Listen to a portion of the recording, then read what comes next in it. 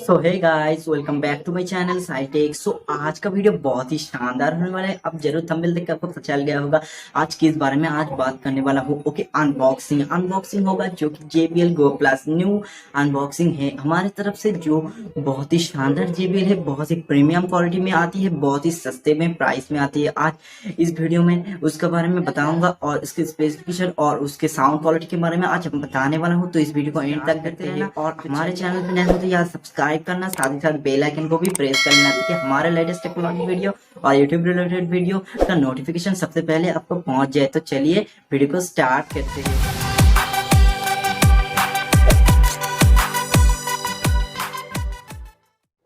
So guys, ये रहा JBL Go Plus, बहुत ही शानदार अमेजिंग बॉक्स में आती है।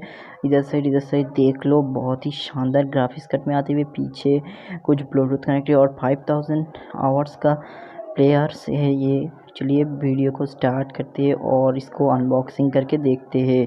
पहले मैं इसको खोल लेती हूँ, तो तब तक आप सब्सक्राइब कर दीजिए मेरे चैनल को। और खोलने के बाद सही इंटरफेस आएगा, देख सकते हो बहुत ही, और उसके साथ और भी कुछ आएगा। पहले मैं JBL को दिखा देती हूँ खोल के, यहाँ से सिंपली खुल से।